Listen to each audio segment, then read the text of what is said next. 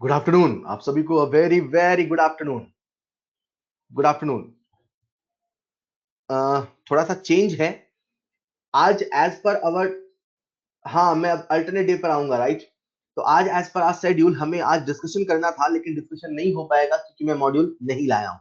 तो मेरे पास मॉड्यूल नहीं है, इस वजह से अपन आज डिस्कशन नहीं कर पाएंगे। ठीक है। तो जिन बच्चों ने सॉल्व किया है, ऑब्वियसली आप में से बहुत सारे बच्चों ने कर लिया होगा।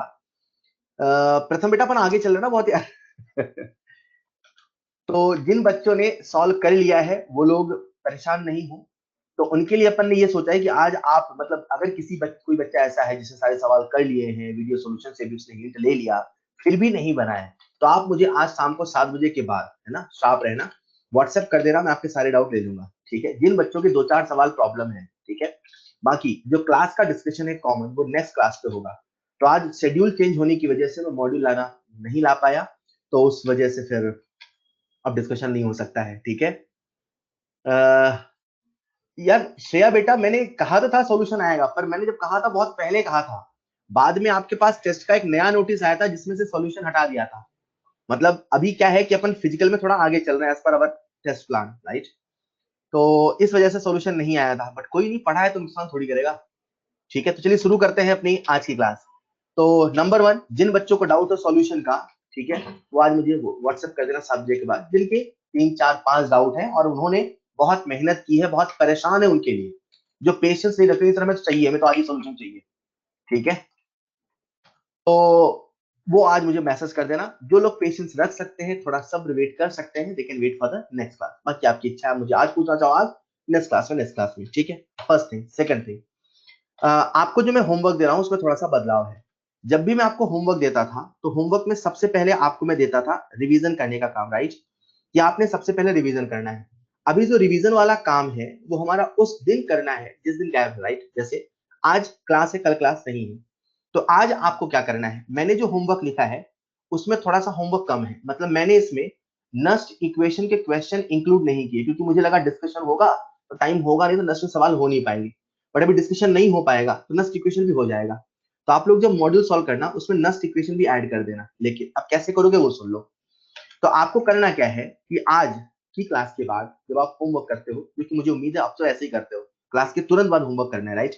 तो जब आप क्लास के बाद होमवर्क करोगे, तो आज रिवीजन पहले मत करना, पहले होमवर्क करना, मतलब पढ़ के सीधे होमवर्क करना स्टार्ट कर देना। इलस्ट्रेशन करना नस्ट इक्वेशन तक, बिगनर बॉक्स नस्ट इक्वेशन तक, एक्सरसाइज 1 नस्ट इक्वेशन तक, बराबर लिखा हुआ है टॉपिक, राइट। तो आपका ये जाएगा। फिर कल जब आपकी क्लास नहीं है, तो जो आपने जितना पढ़ा इलेक्ट्रोकेमिस्ट्री में, lecture 1, lecture 2, lecture 3, lecture 4, lecture 5, वो भी रिवीजन करना है। ठीक है। और फिजिकल केमिस्ट्री अभी जो अगला पेपर है उसमें आएगा, तो मैं आपको अगली बार से रिवीजन का भी दूंगा, पुराने चैप्टर से रिवीजन का चैप्टर। अभी फिलहाल आपको ऐसे होमवर्क करना है। सबसे पहले आज मॉड्यूल सॉल्व करना, और जो रिवीजन काम है वो कल करना। डन।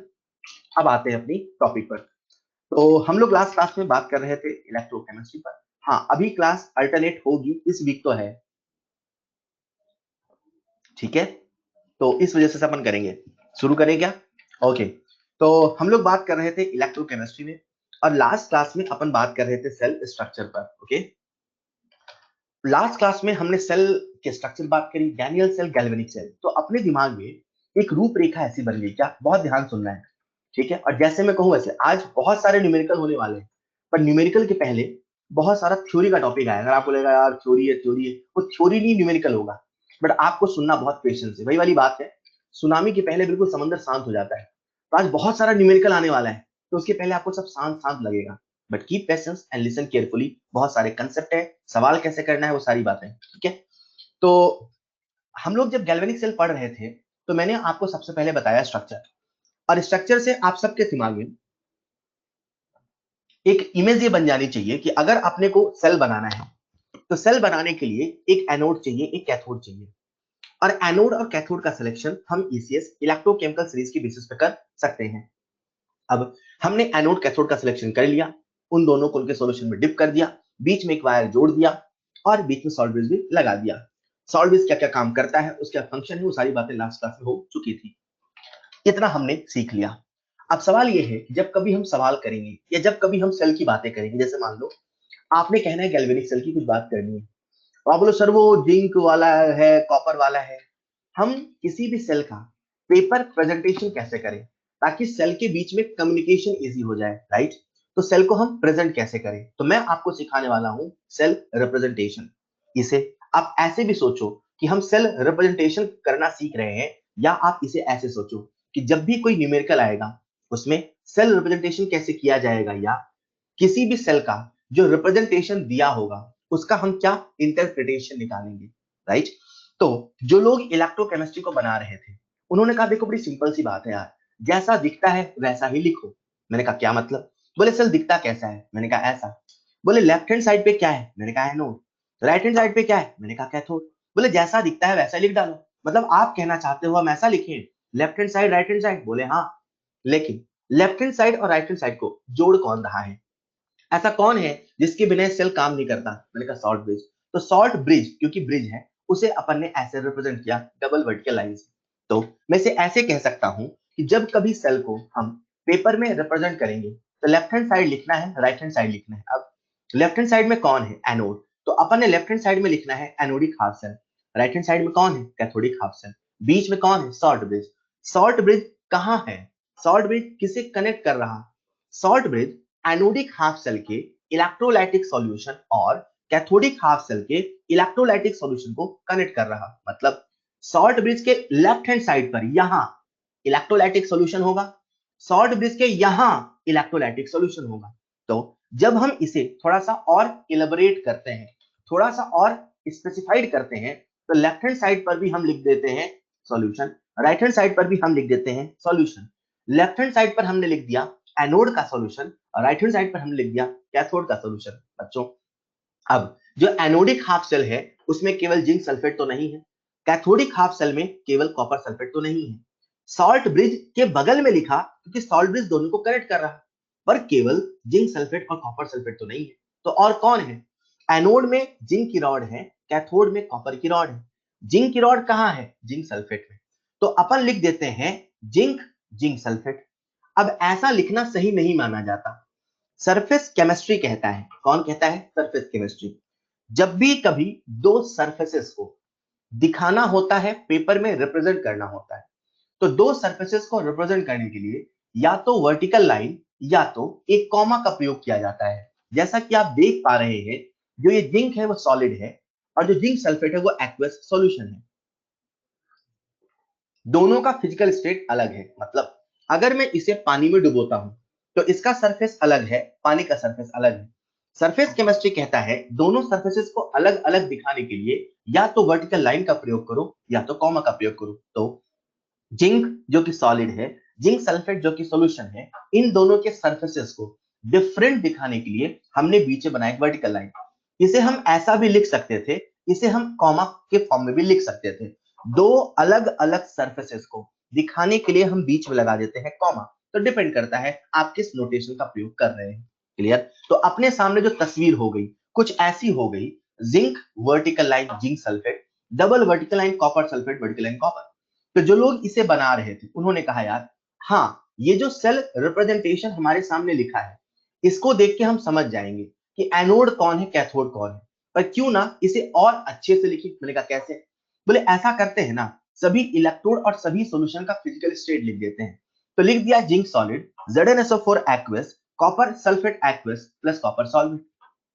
तो जो लोग इसे बना रहे थे उन्होंने कहा हमें सेल रिप्रेजेंटेशन क्यों चाहिए? तो लोगों ने कहा सेल रिप्रेजेंटेशन इसलिए चाहिए ताकि हम सेल को समझ पाए, ताकि हम शब्दों में सेल की भाषा को समझ पाए, हम समझ पाए एनोड कौन है कैथोड कौन है। तो बोले इतना लिखो तो भी काम चलेगा, इतना नहीं लिखो तो भी काम चलेगा। बोले क्या मतलब? बोले एनोडिक सॉल्यूशन जो है उसमें हमें मतलब किससे है? जिंक आयन से मतलब है कि सल्फेट आयन से मतलब है? जिंक आयन से।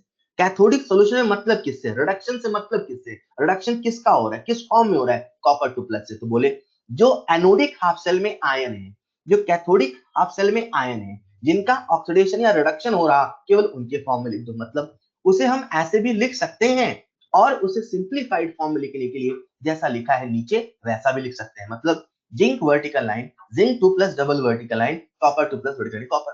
तो लोगों ने कहा मतलब अगर कभी हमें किसी भी तरीके से किसी सेल को पेपर में प्रेजेंट करना है, पेपर में लिखना है, तो लिखने का तरीका क्या होगा, लेफ्ट हैंड साइड पर हमेशा एनोडिक हाफ सेल होगा, कैथोडिक हाफ सेल हमेशा राइट हैंड साइड पर होगा। आईयूपीएसी ने इसे ही रूल बना दिया कि जब कभी आप सेल का रिप्रेजेंटेशन करेंगे, लेफ्ट हैंड साइड पर हमेशा एनोड का कंपार्टमेंट होगा, राइट हैंड साइड पर हमेशा कैथोड का कंपार्टमेंट होगा और बीच में सॉल्ट ब्रिज होगा। इसे हम एक ट्रिक से भी याद कर सकते हैं, that is loan. Left hand side पर जहां होता है ऑक्सीडेशन वही होता है एनोड और इस पर होता है नेगेटिव चार्ज। बच्चों अगर आप सबको याद हो, हमारी जो जिंक की रॉड थी वहां से जिंक जिंक 2+ बन रहा था और साथ में 2 इलेक्ट्रॉन पीछे छूट रहा था। तो जो जिंक की रॉड है उस पे धीरे धीरे बहुत सारे निगेटिव चार्ज आ गए थे। तो निगेटिव चार्ज आने की वजह से ये जो हमारा एनोड है उस पर कैसा चार्ज है, निगेटिवली चार्ज। तो ये जो सेल रिप्रेजेंटेशन है उसे हम इस ट्रिक के माध्यम से भी याद कर सकते हैं। लेफ्ट हैंड साइड पर जहां होता है ऑक्सीडेशन वही होता है एनोड और इस पर होता है negative charge. Well this is about cell representation. अब सेल रिप्रेजेंटेशन का मतलब क्या है जरा वो सुनना। सबसे पहले तो किसी भी सेल का अगर सेल रिप्रेजेंटेशन दिया है सवाल में तो आप तुरंत पहचान जाओगे एनोड कौन है, कैथोड कौन है। अगर अगर सेल रिप्रेजेंटेशन ऐसा नहीं देगी, ऐसा दिया होता let's say copper 2+ slash copper double vertical line zinc 2+ vertical line zinc, तो आप सोचोगे जो कॉपर है वो एनोड है, जो जिंक है वो कैथोड है। बच्चों अगर मैंने आपसे ऐसे कहा होता कि मेरे पास जिंक है और कॉपर है, बताओ इसमें कौन एनोड बनेगा कौन कैथोड बनेगा, तो आपका आंसर होता सर जिंक एनोड बनेगा कॉपर कैथोड बनेगा। अगर मैंने आपसे इलेक्ट्रोड पोटेंशियल देके पूछा होता बताओ कौन एनोड बनेगा कौन कैथोड बनेगा, तो आपने इलेक्ट्रोड पोटेंशियल के एसआरपी के डाटा पे कहा होता जिसका एसआरपी ज्यादा है वो कैथोड बनेगा, जिसका एसआरपी कम है एनोड बनेगा। लेकिन अगर सेल रिप्रेजेंटेशन लिख दिया है और आपसे पूछ रहा कौन एनोड कौन कैथोड है, तो आपका आंसर सेल रिप्रेजेंटेशन की बेसिस पे जाएगा, अपना दिमाग नहीं लगाना। जैसे ये जो सेल रिप्रेजेंटेशन आपके सामने लिखा है, मैंने आपसे पूछा बताओ इसमें कौन एनोड है कौन कैथोड है, तो आपका आंसर होगा एनोड कॉपर है कैथोड जिंक है। भले वो सेल काम ना करे, भले ऐसा सेल नहीं बने, हमें पता है एनोड जिंक है, हमें पता है कैथोड कॉपर है, लेकिन फिर भी अगर सवाल पूछता है या ऐसी कोई जरूरत पड़ती है कि सेल रिप्रेजेंटेशन से हमें एनोड कैथोड पहचान करनी है, तो हम केवल सेल रिप्रेजेंटेशन से ही देखेंगे, अपना दिमाग नहीं लगाएंगे। क्लियर। खैर ये तो बात हो गई सेल रिप्रेजेंटेशन की, कैसे हम सेल को लिखें। जब हम किसी भी सेल को रिप्रेजेंट करते हैं तो उससे हम बहुत सारी बातें जान सकते हैं। एक तो एनोड कैथोड की पहचान कर सकते हैं, साथ ही साथ हम सेल के रिएक्शन लिख सकते हैं। बच्चों ये जो मैंने आपको बहुत सारी बातें बताई वही यहाँ शब्दों में लिखी है, इन्हें आप पढ़ लेना। तो जैसा कि मैंने कहा जो सेल रिप्रेजेंटेशन है उससे हम सेल रिएक्शन भी बता सकते हैं। अच्छा सेल रिएक्शन है क्या, जो सेल के अंदर हो रही, सेल के अंदर हो क्या रहा, ऑक्सीडेशन प्लस रिडक्शन। क्या कोई एक अपने आप हो रहा, दोनों ही अपने आप हो रहा। क्या केवल ऑक्सीडेशन होता तो सेल बनता, नहीं बनता। क्या केवल रिडक्शन होता तो सेल बनता, नहीं बनता। मेरा कहने का मतलब है अगर हमें सेल रिएक्शन लिखना है तो हमें ऑक्सीडेशन रिडक्शन दोनों को मिला के लिखना है, हमें एक रिडॉक्स रिएक्शन लिखना है। तो कैसे लिखें, लिखने का तरीका क्या होता है बच्चों, आपको हमेशा दिया होगा एक सेल रिप्रेजेंटेशन, राइट। तो मैं आपके सामने लिख रहा हूं एक सेल रिप्रेजेंटेशन, मुझे आप सबका ध्यान चाहिए। सेल रिप्रेजेंटेशन जो मैंने लिखा वही हमारा famous Daniel cell, that is zinc vertical line zinc 2+, double vertical line copper 2+ vertical line copper. आज आप पहली बार सीख रहे हो तो यहाँ मैं बकायदे अच्छे से लिख देता हूँ सॉलिड एक्वस एक्वस सॉलिड। पर आप सब जानते हो जब हम सवाल सॉल्व करेंगे तो सॉलिड एक्वस लिख के इतनी मेहनत नहीं करेंगे, ये हमारे मन में होगा कौन एक्वस है कौन सॉलिड है कौन गैस है। क्लियर। तब कभी सेल रिएक्शन लिखना होगा तो सबसे पहले हमें सेल रिप्रेजेंटेशन देखना होगा, उसके लेफ्ट हैंड साइड पर जो होगा वही एनोड होगा, उसके राइट हैंड साइड पर जो होगा वही कैथोड होगा। एनोड पर oxidation anodic half cell reaction लिखना, कैथोड पर reduction cathodic half cell reaction लिखना। बच्चों मैं आपसे वादा कर रहा हूं हर सवाल में आपको यही करना, कुछ नया नहीं करना, यही करना पड़ेगा। एनोड की पहचान करो, कैथोड की पहचान करो, एनोडिक हाफ सेल रिएक्शन लिखो, कैथोडिक हाफ सेल रिएक्शन लिखो। तो चलो लिखते हैं। एनोड पे क्या होगा, ऑक्सीडेशन, तो लिख दिया हमने जिंक से बना जिंक 2+ प्लस 2 इलेक्ट्रॉन। कैथोड पे क्या होगा, रिडक्शन, तो लो लिख दिया हमने कॉपर 2+ प्लस 2 इलेक्ट्रॉन से बना कॉपर। और अच्छा आज हम पहली बार लिख रहे हैं तो लिख लेते हैं सॉलिड एक्वस, एक्वस सॉलिड चलेगा। अब anodic half cell, cathodic half cell plus half cell will give full cell, नहीं सेल। तो half cell reaction plus half cell reaction will give cell reaction. Anodic half cell और cathodic half cell को add कर दो। बच्चों यहां पर एक रूल होता है, जब भी कभी हम हाफ सेल रिएक्शन को ऐड करते हैं, क्योंकि अभी आपने रेडॉक्स नहीं पढ़ा, बैलेंसिंग को नहीं पढ़ा, इसलिए बता रहा हूं। रूल ये होता है, जब भी हम रिएक्शन को ऐड करते हैं, राइट, तो रिएक्शन को ऐड करते समय जो इलेक्ट्रॉन है वो कैंसल होना चाहिए। इलेक्ट्रॉन कैंसल होना चाहिए, मतलब कहने का ये है कि जब आप दोनों को ऐड करो, यहां पर लिखा है 2 इलेक्ट्रॉन, यहां पर लिखा है 2 electron, these must cancel out. अगर ये कैंसल नहीं हो रहा है तो आपको एक ऐसे नंबर से मल्टीप्लाई करना होगा ताकि कैंसिल हो जाए। फॉर एग्जांपल, मान लो पहली वाली रिएक्शन लिखा होता 3 इलेक्ट्रॉन, दूसरी वाले में लिखा होता 2 इलेक्ट्रॉन, तो आप क्या करते, इसे 2 से मल्टीप्लाई करते, इसे 3 से मल्टीप्लाई करते रिएक्शन को, तो बन जाता 6 इलेक्ट्रॉन, बन जाता 6 इलेक्ट्रॉन। अब आप ऐड करते, क्लियर। तो जब कभी हम एनोडिक हाफ सेल और कैथोडिक हाफ सेल को ऐड करेंगे तो हम ये कोशिश करेंगे कि इलेक्ट्रॉन कैंसिल होना चाहिए और फिर दोनों को ऐड करेंगे। जब मैं दोनों को ऐड करता हूं बच्चों, तो हमारे सामने बन गया जिंक प्लस कॉपर 2 प्लस से बना जिंक 2 प्लस प्लस कॉपर, बोलो चलेगा। जैसे ही आपने इस रिएक्शन को ऐड किया, ठीक है, जैसे आपने रिएक्शन को ऐड किया तो जितने इलेक्ट्रॉन कैंसिल हुए, कितने इलेक्ट्रॉन कैंसिल हुए, 2, इसे हम लोग कहते हैं n। तो सवाल आपसे पूछ सकता है what is the cell reaction, this one. इस सेल रिएक्शन में कितने इलेक्ट्रॉन का एक्सचेंज हुआ, कितना n हुआ। n का मतलब है टोटल इलेक्ट्रॉन एक्सचेंज। तो अगर कहीं पर हमें टोटल इलेक्ट्रॉन एक्सचेंज की आवश्यकता पड़ेगी तो जितने इलेक्ट्रॉन कैंसल आउट हो रहे हैं, मतलब इतने ही इलेक्ट्रॉन का फ्लो एनोड से कैथोड में हुआ, इन्हें ही कहते हैं n, और यहां पर वो वैल्यू है 2। क्लियर बच्चों, सेल रिप्रेजेंटेशन से सेल रिएक्शन, सेल रिएक्शन से n, और यहीं पर हम लोग लिख सकते हैं अगर ये रिएक्शन है तो रिएक्शन का क्वोशेंट भी तो लिख सकते हैं ना यार। बच्चों इक्विलिब्रियम चैप्टर में मैंने आपको k और q के लिए बताया था। मैंने कहा देखने में, पढ़ने में, लिखने में, सुनने में और बोलने में Q बिल्कुल K के जैसा होता है, बस फर्क इतना होता है इक्विलिब्रियम पर जो होता है वो K होता है और इक्विलिब्रियम के अलावा Q होता है। क्या आपको याद है ये जो रिएक्शन है जिस पर इक्विलिब्रियम नहीं है, हम उसका Q का एक्सप्रेशन भी तो लिख सकते हैं, बिल्कुल लिख सकते हैं। तो आप सब मुझे बता सकते हो इसका Q का एक्सप्रेशन कैसा होगा, इसका रिएक्शन क्वोशिएंट कैसा होगा। तो इसका जो रिएक्शन क्वोशिएंट है वो बच्चों कुछ ऐसा होगा, concentration of zinc 2 plus upon concentration of copper 2 plus. Pure solid, pure liquid का जो एक्टिव मास होता है वो होता है 1, और 1 को हम लिखते नहीं है, या लिखते हैं पर उसे हम लिखते नहीं है। मतलब समझ पाए आप, क्लियर। तो जब हम सवाल सॉल्व करेंगे तो सबसे पहले हम फोकस करेंगे सेल रिप्रेजेंटेशन पर। दिया होगा तो अच्छी बात है, नहीं होगा तो लिख लेंगे। उससे लिखेंगे anodic half cell reaction, cathodic half cell reaction, दोनों को जोड़ देंगे तो मिलेगा सेल रिएक्शन। सेल रिएक्शन लिखने के बाद कितने इलेक्ट्रॉन कैंसिल आउट हुए वो होगा n, और फिर हम सेल रिएक्शन से लिखेंगे q, that is reaction quotient. जब आप सवाल करना सॉल्व करोगे तो आपको लगेगा यार कितना आसान है, हम एक ट्रिक बताते हैं। आप रिएक्शन लिखने से बचना चाहोगे, आप बिना रिएक्शन लिखे क्यों लिखना चाहोगे, देखना ऐसा होगा। मैं आपको पहले ही सजेस्ट कर देता हूं, सलाह दे देता हूं, क्या बिना रिएक्शन लिखे क्यों मत लिखना, बाकी आपकी इच्छा है। जब आप सवाल सॉल्व करने लगोगे तो आपको लगेगा चीजें बार बार वही हो रही, चलो ट्रिक बना लेते हैं। ट्रिक बन भी जाती है लेकिन सवाल हमेशा आपको ट्रैप करता है, और यहाँ पे ऐसे सवाल आए हैं इसलिए मैं आपको सजेस्ट कर रहा हूं बिना रिएक्शन लिखे क्यों लिखने की जल्दबाजी मत करना। हाँ, कोई रिएक्शन जिसे आप जानते हो, जिसे आपने प्रैक्टिस किया है, जिसे आपने कई बार लिखा है, उसे लिख लेना, ठीक है। पर अगर कोई नए तरह का सवाल है, बिना रिएक्शन लिखे क्यों मत लिखना, बिना रिएक्शन लिखे क्यों का एक्सप्रेशन मत लिखना, क्लियर, ठीक है।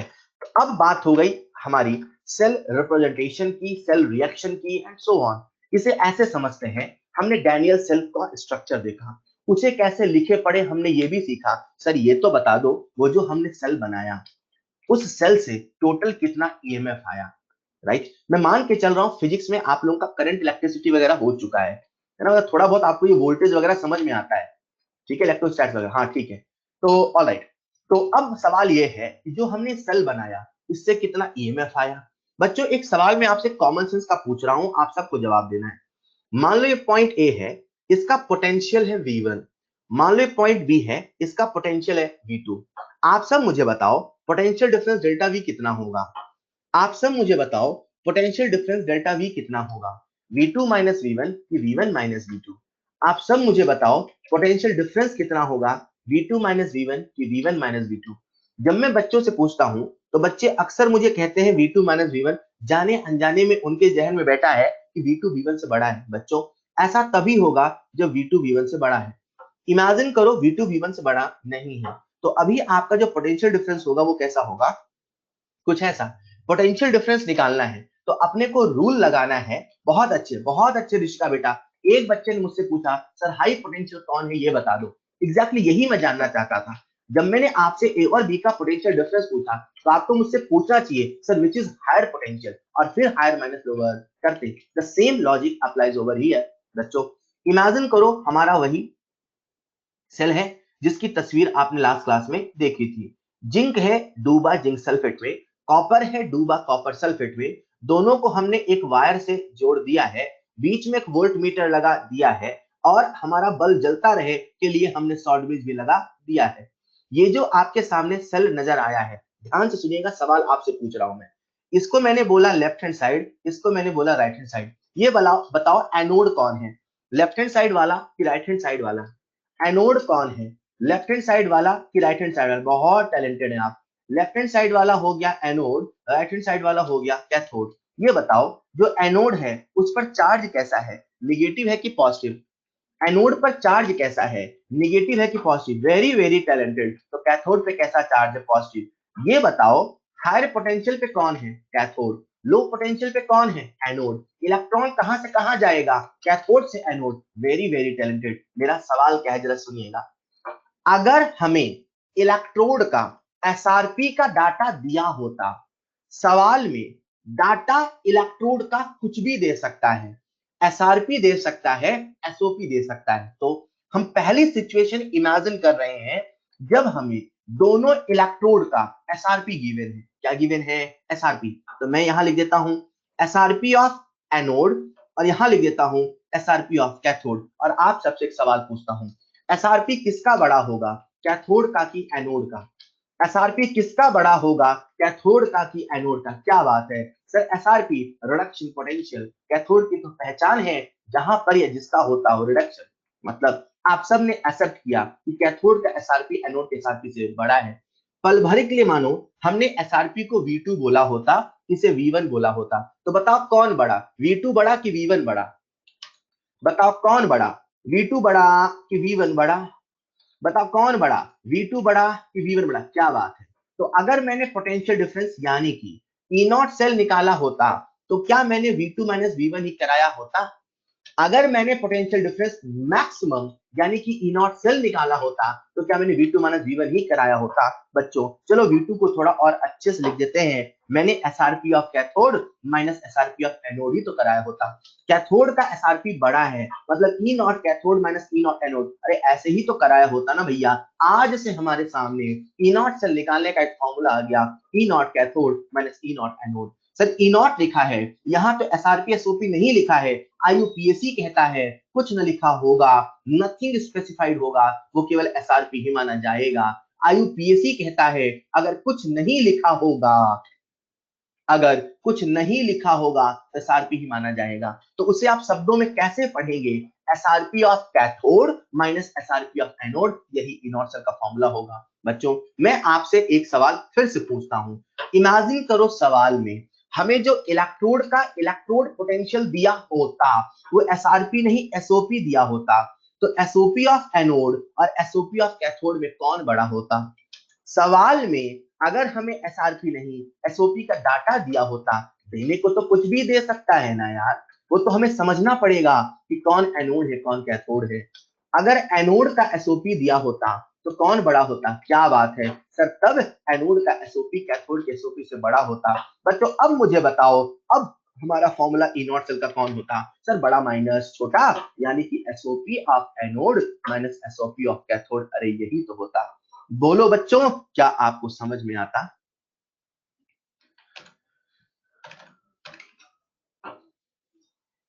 एक सेकंड, थोड़ा इसे मैं चेंज कर दूं, ये उधर जा रहा है।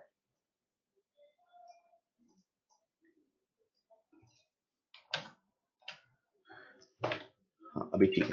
बोलो बच्चों, क्या आपको ये समझ में आता? तो हमने इस प्रकार से इलेक्ट्रोड पोटेंशियल की मदद से ई नॉट सेल, ई सेल लिख लिया। ई सेल है तो कंडीशन स्टैंडर्ड नहीं है, नॉट है तो कंडीशन स्टैंडर्ड है।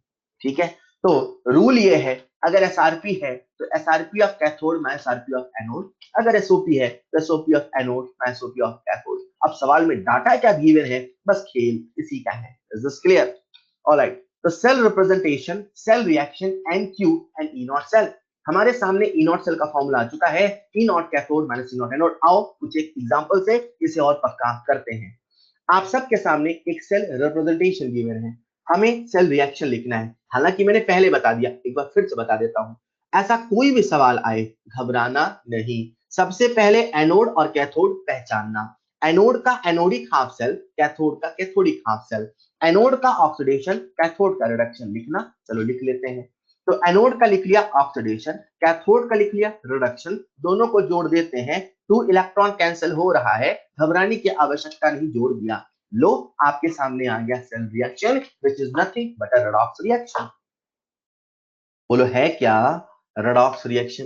रेडॉक्स रिएक्शन एक ऐसी रिएक्शन होती है जिस पर हो रहा हो ऑक्सीडेशन, जिस पर हो रहा हो रिडक्शन साथ साथ। और यही है फलाने बैटरी वाला दुकान खोलने का प्रिंसिपल। हमें तो ऐसी रिएक्शन ढूंढनी है जिनमें ऑक्सीडेशन और रिडक्शन हो रहा हो, हमें तो रेडॉक्स ढूंढना है। और रेडॉक्स में एक तरफ कर दो ऑक्सीडेशन, एक तरफ कर दो रिडक्शन, और बीच में वायर से जोड़ दो, बल्ब जलता रहेगा। इन द सेम वे हमारे सामने अगला सेल रिप्रेजेंटेशन दे रखा है, हमें लिखना है सेल रिएक्शन। क्या करें? वही जो करते आए। बोले तो सबसे पहले पहचान कौन एनोड, पहचान कौन कैथोड, फिर लिखो एनोडिक हाफ सेल, फिर लिखो कैथोडिक हाफ सेल। एनोड पे क्या होगा? ऑक्सीडेशन। क्रोमियम से क्या बना? क्रोमियम 3+ लिख लेते हैं, साथ में आया 3 इलेक्ट्रॉन। Fe2+ से क्या बना? Fe reduction. तो Fe2+ + 2 इलेक्ट्रॉन बना Fe। दोनों को ऐड कर दे, हाँ ऐड करना, लेकिन ऐड करते समय ये याद रखना इलेक्ट्रॉन कैंसिल होना चाहिए। क्या इलेक्ट्रॉन अभी कैंसिल हो रहा? नहीं, इसे हम मल्टीप्लाई करते हैं, पहली रिएक्शन को 2 से, दूसरी को 3 से, अभी कैंसिल होगा। तो जब कैंसिल होगा तो कितने इलेक्ट्रॉन कैंसिल हो रहे हैं? 6। इसका मतलब इस रिएक्शन का एन कितना होगा? 6। आसान है क्या?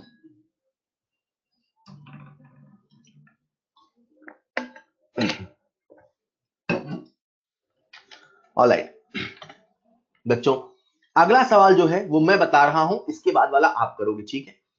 ऐसे सवाल बहुत सारे बच्चों से बहुत आसानी से बनते हैं, लेकिन बहुत सारे बच्चे इन बेसिक सवालों को भी गलत कर देते हैं। अब गलत करने के पीछे वजह क्या है, एक बार आप सब सुनिएगा ध्यान से। बच्चों, ऐसे सवाल में या ई नॉट सेल की कैलकुलेशन में आपको या तो कुछ गिवन होगा या तो कुछ गिवन नहीं होगा। जैसे इस सवाल में हमें ये रिएक्शन गिवन है, हो सकता है रिएक्शन गिवन नहीं हो, पर अभी फिलहाल रिएक्शन गिवन है। तो जो गिवन है हमें उसी के अकॉर्डिंग चलना है। ये रिएक्शन हमें ये बता रही कि जिंक का ऑक्सीडेशन हो रहा, आयरन का रिडक्शन हो रहा। ये हमें ये बता रही कि जो जिंक है वो एनोड है, ये हमें बता रहा जो जिंक है वो एनोड है और जो कैथोड है वो आयरन है, राइट? अब ये तो हमें पता चल गया। अब देखते हैं हमें डाटा क्या गिवन है। डाटा हमें जिंक इलेक्ट्रोड का Zn/Zn2+ बराबर 0.76 वोल्ट हमें क्या दिया है, मैं आप सबसे पूछता हूं। जिंक इलेक्ट्रोड का उसने हमें एसओपी दिया है कि एसआरपी दिया है? जिंक इलेक्ट्रोड का उसने हमें एसओपी दिया कि एसआरपी दिया? बेटा, जिंक से जिंक 2+ बन रहा, ऑक्सीडेशन है, उसने हमें एसओपी दिया है। हेलो, एसओपी देने का मतलब जरूरी नहीं ऑक्सीडेशन हुआ है, उसने हमें एसओपी दिया है। डाटा गिवन है यार, किसी इलेक्ट्रोड का एसओपी दे, एसआरपी दे, तो सवाल बनाने वाले की इच्छा है, देने को कुछ भी दे सकता है। वो तो हमें सोचना पड़ेगा कौन एनोड कौन कैथोड है, जो कि हमने पहले सोच लिया। इस डाटा से नहीं सोचा अच्छा एसओपी दिया इसलिए एनोड है, नहीं, वो तो हमने रिएक्शन से सोचा, ओ भाई ये एनोड है और ये कैथोड है। इन द सेम वे देखते हैं उसने हमें आयरन का क्या डाटा दिया है।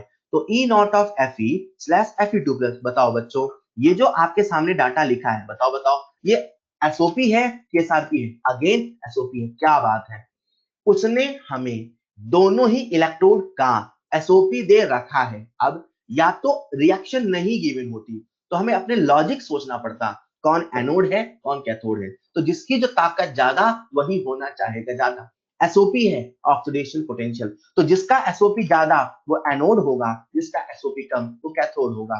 तो आप समझ जाते जिंक एनोड होगा और ये कैथोड होगा। मैंने कहा एसओपी डाटा देख के नहीं जाने, डाटा बड़ा छोटा देख के कंपेयर किया है।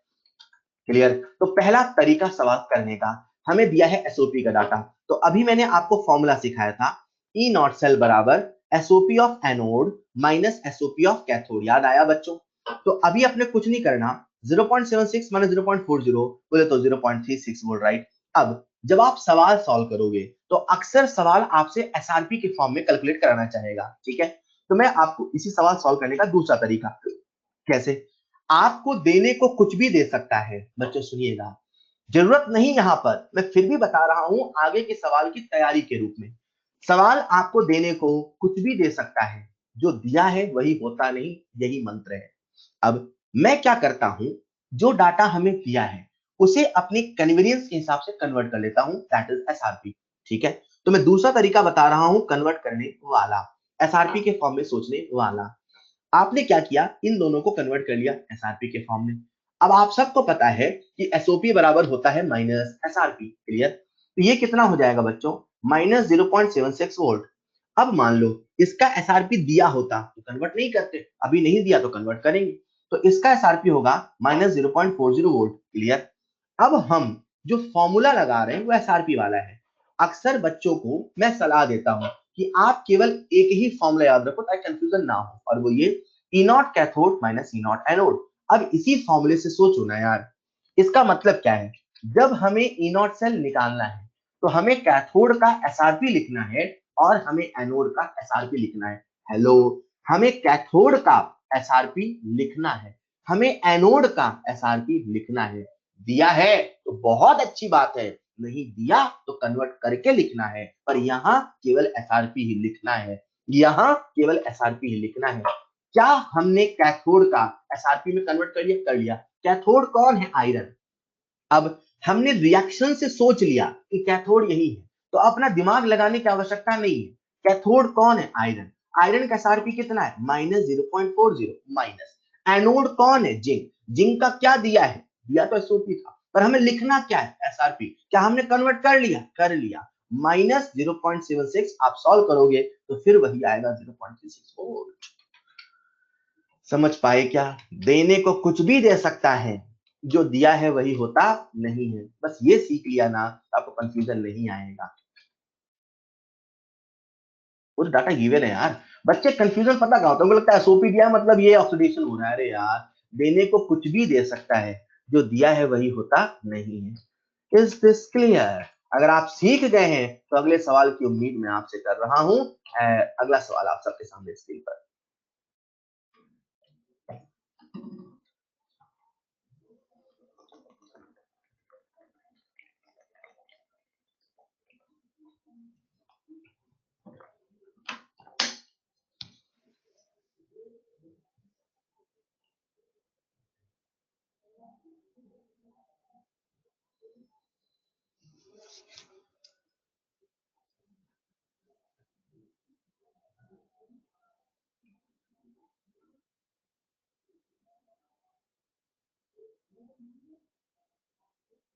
थैंक यू प्रीतम बेटा।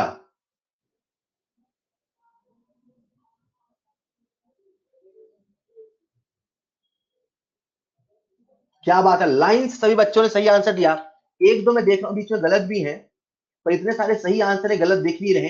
पर बीच में कुछ नंबर अलग आए थे, जैसे 0.7 किसी ने लिखा, माइनस 0.16 किसी ने लिखा। ऑल राइट, सबसे पहले आंसर बता देता हूं मैं, बता दूं क्या? तो the correct answer is 0.44 volt. 0.44 volt, 0.44 volt. पर क्योंकि आपने गलती करी है तो सुनना पड़ेगा आपको, लिसन केयरफुल। सबसे पहले देखो हमें दिया क्या है, चलो छोड़ो, देखो हमें पूछा क्या है। दोनों देख लो चलेगा। हमें दिया क्या है या तो ये सोच लो, हमसे पूछा क्या है या तो ये सोच लो। हमसे पूछा क्या, ई नॉट सेल। जैसे बोला ई नॉट सेल, मन में आया फॉर्मूला, ई naught cathode minus e naught anode. अब सुनना ध्यान से, हमें कैथोड का एसआरपी लिखना है, फिर माइनस करना है एनोड का एसआरपी लिखकर। अब देखते हैं हमें दिया क्या है, ये तो हमें करना है। अब देखते हैं दिया क्या है, देने को सवाल कुछ भी दे सकता है। देखते हैं दिया क्या है। दो इलेक्ट्रोड है, एक है एक्स एक है वाई। क्या सवाल में कहीं बोला है कौन एनोड कौन कैथोड? ना। क्या रिएक्शन दी है? ना। क्या कोई दूसरा हिंट दिया है? ना। अरे अपना दिमाग लगा के पता भी करना पड़ेगा कौन है एनोड कौन है कैथोड। चलो देखते हैं दिया क्या है। सवाल कहता है standard electrode potential, right. Standard electrode potential, यार इलेक्ट्रोड पोटेंशियल है, और सर ने कहा था इलेक्ट्रोड होता है कभी एनोड तो कभी कैथोड होता है, कभी ओपी तो कभी आरपी होता है। ये भाई ने क्या बोला है? कुछ नहीं बोला। आईयूपीएसी कहता है जब कोई कुछ ना बोले तो वही आरपी होगा, कंडीशन स्टैंडर्ड होने पे वही एसआरपी होगा। जब कभी कोई सवाल कुछ ना बोले, कुछ नहीं लिखा है, कोई हिंट नहीं है, तो जो डाटा है वही रिडक्शन पोटेंशियल, अगर कंडीशन स्टैंडर्ड है तो वही स्टैंडर्ड रिडक्शन पोटेंशियल है। अच्छा, आपने को एसआरपी दिया है भाई ने, तो एक्स का हमें एसआरपी दे रखा है, कितना दिया है? -0.30 वोल्ट। वाई का एसआरपी दे रखा है, बोलो बच्चों कितना दिया है? 0.14 वोल्ट। हेलो, ये एसआरपी दिया है, हमें लिखना है एसआरपी। अरे वाह यार, आसान हो गया काम। लेकिन अब पहचानो भी तो सही कौन एनोड है कौन कैथोड है। सवाल में कोई हिंट नहीं है तो पहचानना पड़ेगा। तो जिसकी जो ताकत ज्यादा वो होना चाहेगा ज्यादा, तो जिसका रिडक्शन पोटेंशियल ज्यादा वो रिड्यूस होना चाहेगा, वही कैथोड बनना चाहेगा। बताओ कौन कैथोड है? वाई। पहचान लिया। अरे वो माइनस से प्लस में ना यार, तो कैथोड कौन है? वाई। अब हमें लिखना क्या है? कैथोड जो कि है वाई, उसका हमें क्या लिखना? एसआरपी। और हमें दिया भी है एसआरपी, वल्ले वल्ले 0.14 माइनस, फिर आते हैं एनोड पे। एनोड कौन है? एक्स, उसका हमें क्या लिखना है? एसआरपी। हमें दिया क्या है? एसआरपी। अरे बल्ले बल्ले, -0.30 वोल्ट, दोनों को ऐड करेंगे तो आएगा 0.44 वोल्ट। क्लियर? हमें क्या दिया है, हमें चलेगा चलेगा। ओके बच्चों सुनना यार, ये जो 0.44 वोल्ट है, ये जो 0.44 वोल्ट है, ये छोटी वैल्यू है कि बड़ी वैल्यू है? ये जो 0.44 वोल्ट है, ये छोटी वैल्यू है कि बड़ी वैल्यू है? बड़ी वैल्यू है, ठीक है बड़ी वैल्यू है। कुछ बच्चे कह रहे बड़ी है, कुछ कह रहे छोटी है। अब जो कह रहे हैं बड़ी है छोटी, वैसे बस वो 44 नंबर देख के बोल दिया है ना। मैं आपसे पूछता हूं, कभी आप बाजार में जाके बैटरी खरीदी आपने घड़ी के लिए? आपके घर में जो घड़ी है उसके लिए कभी आप सेल खरीद के लाए हो? लाए हो। उस सेल के पीछे कितना वोल्टेज लिखा होता है कितना? कभी आपने सेल देखा? बस पैसे देके चले आए, नाम पत्र भी एवरेडी दे दो, ये दे दो, फलाना ढिमकाना। 1.5 वोल्ट, राइट। यार वो छोटी सी सेल जो बाजार में मिलती है, हमारी घड़ी भी कुछ दिनों तक चलती है, मात्र 1.5 वोल्ट की होती है। थोड़ा दिमाग लगाओ, 0.44 वोल्ट की क्या विशाल। 0.44 volt is a very small value for our day to day use। मतलब आपने फलाने बैटरी वाला दुकान खोला, उसमें आपने बैटरी बनाया, दो इलेक्ट्रोड का सिलेक्शन किया, आपने खूब मेहनत किया, सारी कंडीशन को स्टैंडर्ड रखा, उससे जो इनॉट सेल आया 0.44 वोल्ट आया। आप मुझे बताओ आपकी दुकान पे खरीदने कौन आया? आपकी दुकान पे खरीदने कौन आया? कौन कहेगा भैया 0.44 वोल्ट की बैटरी दे दो? कोई नहीं। मतलब अपन इतनी बैटरी से खुश नहीं है, इतने वोल्टेज से खुश नहीं है। हम चाहते हैं काश ये 0.44 वोल्ट होता, काश ये 440 वोल्ट होता। घर में दौड़ रहा ईएमएफ 220 वोल्ट है, 220 वोल्ट है, काश ये 440 वोल्ट होता, हम घर में ही अपना टीवी और फ्रिज चलाते हैं, है ना? अरे बोलो ना। अब हमारा टारगेट है इस 0.44 को 440 करना। क्या टारगेट हमारा? 0.44 को 440 करना। Listen carefully. जब कंडीशंस स्टैंडर्ड होगी, है ना, तो स्टैंडर्ड कंडीशन पर ई नॉट सेल जो आएगा ना, वो तो छोटी वैल्यू है। अब कंसेप्ट ये है बच्चों, अगर आपको याद हो हमारा ईसीएस, राइट, ईसीएस में सबसे ऊपर हमारा हमारा है ना, सबसे ऊपर बैठा था लिथियम और नीचे बैठा था फ्लोरीन, राइट। अगर हम लिथियम और फ्लोरीन का सेल बनाए जिसमें सबसे ज्यादा गैप है, राइट, इन सबका एसआरपी दिया है, ओके।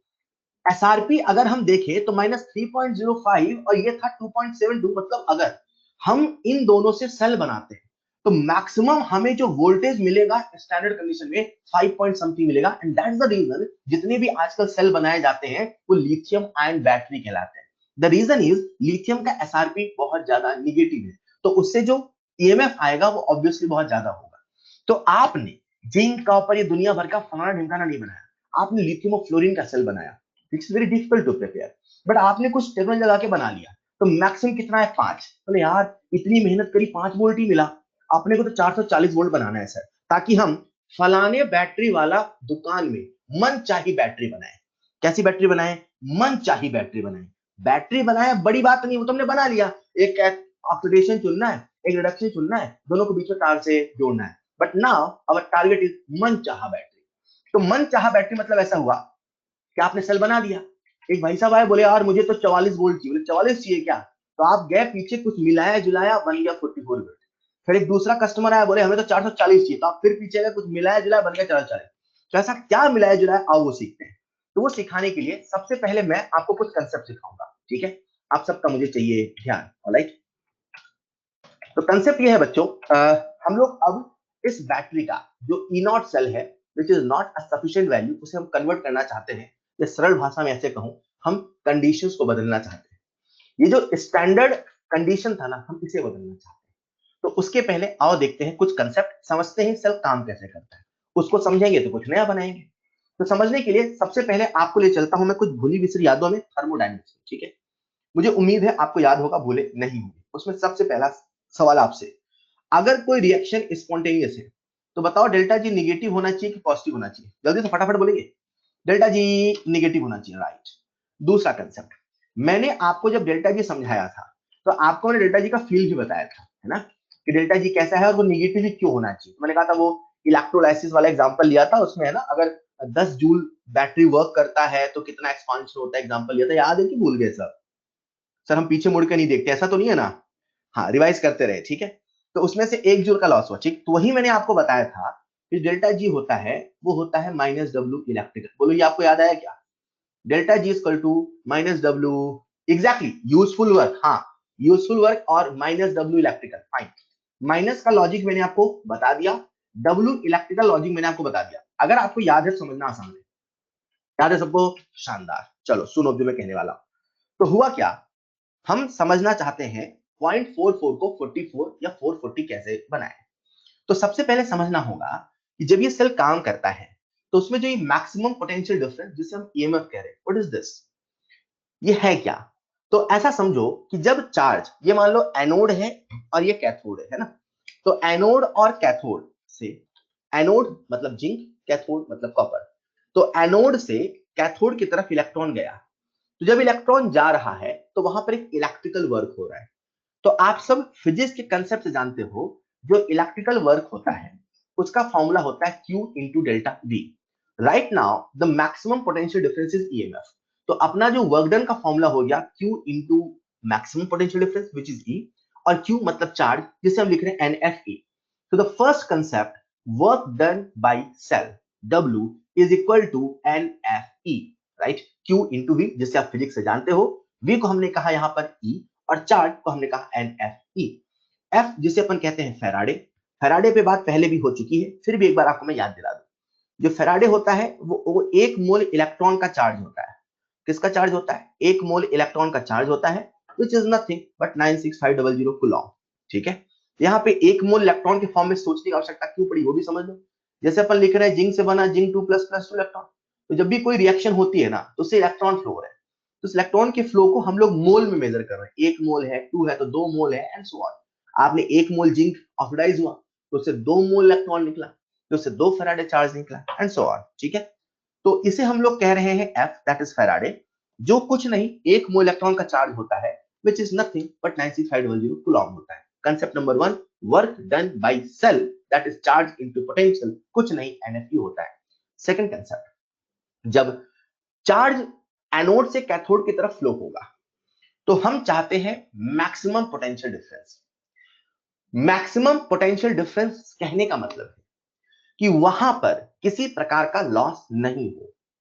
लॉस नहीं हो के लिए जरूरी है कि जो ये वर्क हो रहा है वो रिवर्सिबल तरीके से हो। क्योंकि अगर कोई प्रोसेस इरिवर्सिबल तरीके से होगा, अगेन थर्मोडायनेमिक्स, तो वहां लॉस होगा। अगर किसी प्रोसेस को हमने बहुत इन्फिनिट स्मॉल स्टेप में कराया, याद आया, तो वहां पे जो वर्क होगा वो रिवर्सिबल होगा, और रिवर्सिबल में लॉस ना के बराबर होगा। हम सेल के द्वारा वर्क डन मैक्सिमम चाहते हैं ताकि ईएमएफ मैक्सिमम मिले। वर्क डन मैक्सिमम जो कि रिवर्सिबल होगा, और जो work done by the cell होगा वही डेल्टा जी के बराबर होगा, जिसे हमने थर्मो के कंसेप्ट से रिलेट किया। तो delta G is equal to minus W electrical minus W electrical मतलब माइनस एन एफ ई, जिसे अपन कह सकते हैं delta G is equal to minus N F E cell. 0.44 volt को 44 वोल्ट या 440 वोल्ट बनाने के लिए आपने को सबसे पहले इस रिलेशन को समझना होगा, या इस फॉर्मूले को याद करना होगा, डेल्टा जी बराबर minus N F E cell. इसे ऐसे भी सोच सकते हो, कल को अगर हमें ई सेल को डेल्टा जी से रिलेट करना है, ऐसी कोई आवश्यकता पड़ी, जो कि पड़ेगी, तो अपने सामने फॉर्मूला होगा delta G equal to minus N F E cell. Clear? Second concept ये है बच्चों कि जब हम कंडीशंस को स्टैंडर्ड रखेंगे तो जो डेल्टा जी है वही डेल्टा जी नॉट होगा और minus N F E naught होगा। इमेजिन करते हैं हमारे सामने एक सेल रिएक्शन है। कैसी रिएक्शन है? Cell reaction. A plus b gives c plus d. ये जो आपके सामने लिखी है ये देखने में मामूली है, पर ये कोई मामूली रिएक्शन नहीं, ये एक सेल रिएक्शन है। थर्मोडायनेमिक्स कहता है किसी भी रिएक्शन के लिए डेल्टा जी बराबर delta G naught plus R T L N Q हमेशा ट्रू है। तो अगर ये सेल रिएक्शन है तो इसके लिए भी डेल्टा जी बराबर delta G naught plus R T L N Q true है। अब जहां डेल्टा जी था वहां हमने माइनस एन एफ ई, और जहां डेल्टा जी नॉट था वहां हमने minus N F E naught रखा। जैसे ही हमने उन दोनों वैल्यूज को पुट किया और इस इक्वेशन को थोड़ा सा मॉडिफाई किया, डेल्टा जी की जगह minus N F, delta G naught की जगह minus N F E naught रखा, एन एफ कॉमन लेके नीचे भेज दिया, माइनस साइन को इधर मल्टीप्लाई कर दिया, राइट? तो ये जो इक्वेशन है थोड़ा सा तब्दील हो गया।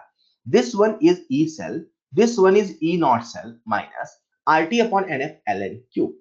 ऑब्वियसली एल एन को हम कन्वर्ट करते हैं लॉग में, तो वो बन गया 2.303। बच्चों आपके सामने ये जो रेड कलर से लिखा है जिसे मैं पढ़ के बता रहा हूं, E cell is equal to E naught cell minus 2.303 RT upon NF log Q। ये जो मोस्ट फेमस इक्वेशन आपके सामने लिखी है इसे ही हमने कहा है नर्स्ट इक्वेशन, इसे ही हमने कहा है नर्स्ट इक्वेशन। इसका जादू ये है बच्चों, now you are able to calculate E cell under any condition. E naught cell जो कि स्टैंडर्ड कंडीशन पे है उससे आप खुश नहीं थे, 0.44 वोल्ट से आप खुश नहीं थे, आप 0.44 को 44 या 440 बनाना चाहते हैं, तो आपको जो चेंज करना है वो इसमें करना है। इतने का ही खेल है। कभी रिएक्शन क्वोशेंट को बदलोगे, कभी एन तो कभी टेम्परेचर को बदलोगे, इन चीजों को बदल बदल के हम इस सेल को मनचाहा पा सकते हैं। तो कैसे मनचाहा पाते हैं मैं आपको सिखाता हूं, थोड़ा सा इसे न्यूमेरिकल के हिसाब से कन्वर्ट कर लेते हैं। ये जो आपके सामने इक्वेशन लिखी है that is E cell equal to E naught cell minus 2.303 RT upon NF log Q। ये जनरल फॉर्म है और ये मेन फॉर्म। लेकिन जब हम सवाल सॉल्व करेंगे, राइट, तो सवाल सॉल्व करते समय हम इसे अपने न्यूमेरिकल हिसाब से चेंज करते हैं। न्यूमेरिकल में अक्सर टेम्परेचर 25 डिग्री सेल्सियस दिया होगा। अगर टेम्परेचर 25 डिग्री सेल्सियस नहीं स्पेसिफाइड होगा, मेरी बात को सुन ले, अगर टेम्परेचर स्पेसिफाइड नहीं होगा, नॉट स्पेसिफाइड टेम्परेचर, और आंसर आपसे उसी नंबर की फॉर्म में पूछा होगा, तो टेम्परेचर हम 25 डिग्री सेल्सियस एज्यूम कर लेंगे, राइट?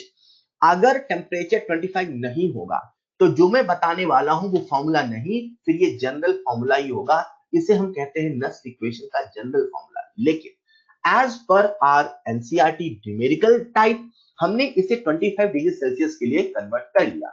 तो 25 डिग्री सेल्सियस बोले तो 298 केल्विन, 2.303 RT अपॉन NF। अगर आप ध्यान से देखो बच्चों तो इसमें 2.303 कांस्टेंट है, and that is the number of electron, अलग अलग केस में अलग अलग है। फेराडे जो कि एक कांस्टेंट है 96500, आर जो कि एक कांस्टेंट है, गैस कांस्टेंट। टेम्परेचर फिलहाल हमने कितना माना 25, सभी वैल्यूज को पुट करते हैं और सॉल्व करते हैं तो आता है 0.0591, राइट। फिर यहां से हम सिंप्लीफाई करते हैं तो अपने सामने फॉर्मूला बन गया E cell is equal to E naught cell minus 0.0591 upon N log q। ये जो इक्वेशन आपके सामने लिखी है, this most famous equation is known as Nernst equation. आपको याद होनी चाहिए, आपके टिप्स पर होनी चाहिए। जब हम न्यूमेरिकल प्रॉब्लम सॉल्व करेंगे, क्या सॉल्व करेंगे? Numerical problem. तो ये जो इक्वेशन है इसे हम थोड़ा सा मॉडिफाई कर लेंगे। E cell is equal to E naught cell minus 0.06 upon N log q, कुछ ऐसा लिख लेंगे। क्लियर? तो न्यूमेरिकल सॉल्व करते समय 0.0591 की कॉम्प्लेक्सिटी से बचने के लिए हम यहां लिख लेंगे 0.06। इससे आपका सवाल आसानी से सॉल्व होगा। एन कभी 2 तो कभी 3 होगा, फटाफट कैंसिल होकर आंसर आ जाएगा। इज दिस क्लियर बच्चों? ये जो इक्वेशन आपके सामने लिखी है इसे आप भी पेपर में लिख लें, अपने फॉर्मूले वाले पेज में लिख लें, इसे याद कर लें, इसे रट लें, क्योंकि अब सारा खेल मात्र इसी एक इक्वेशन से होने वाला है।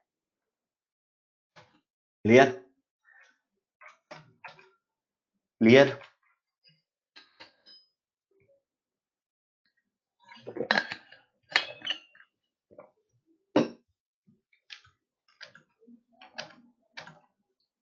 ऑलराइट, तो अपने सामने आ चुकी है next equation, that is E cell is equal to E naught cell minus 0.0591 upon N log q। ठीक है, तो अब हम पढ़ने जा रहे हैं एप्लीकेशन ऑफ नेक्स्ट इक्वेशन। जैसा कि मैंने शुरू में कह दिया था, ये सुनामी के पहले की शांति है। तो अभी मैं आपको बहुत सारे एप्लीकेशन बताऊंगा। आप बोलेगा हाँ बन जाएगा सर, हाँ हो जाएगा सर, हाँ ठीक है sir, but listen carefully. 15 minute तक आप ध्यान से सुने, और यहाँ जितने एप्लीकेशन आने वाले हैं, क्योंकि अभी आप लिख नहीं रहे एक्चुअली, है ना, साथ में लिखो तो लगता हाँ न्यूमेरिकल, अभी आप सुनोगे।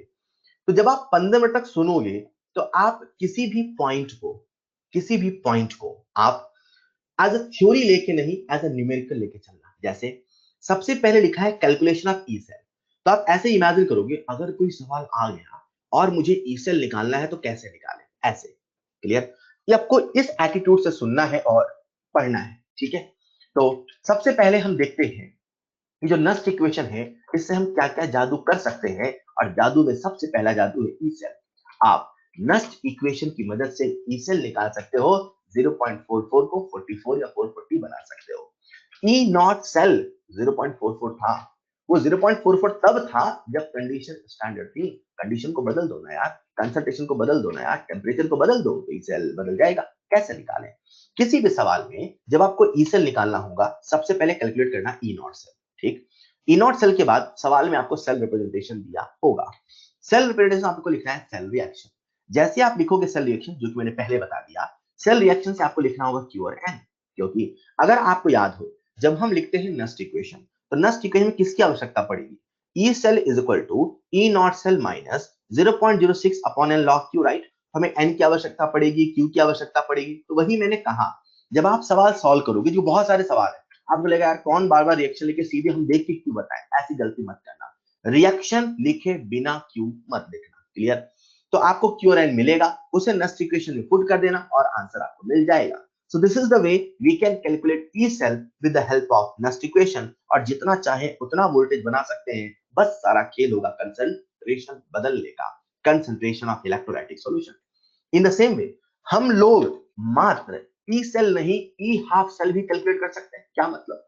इमेजिन करो ये जिंक सल्फेट है, इसमें हमने जिंक को डुबो दिया।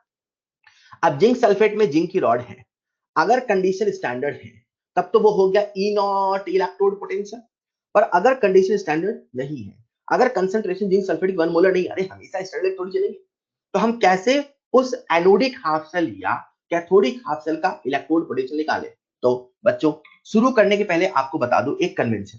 कन्वेंशन ये है आईयूपीएसी का, अगर किसी इलेक्ट्रोड के नाम के साथ कुछ नहीं लिखा होगा, मतलब उसने बोल दिया जिंक इलेक्ट्रोड, उसने बोल दिया कॉपर इलेक्ट्रोड, उसने बोल दिया फलाना इलेक्ट्रोड, उसने नहीं बोला ऑक्सीडेशन पोट, ऐसा कोई हिंट नहीं दिया, तो electrode if nothing specified.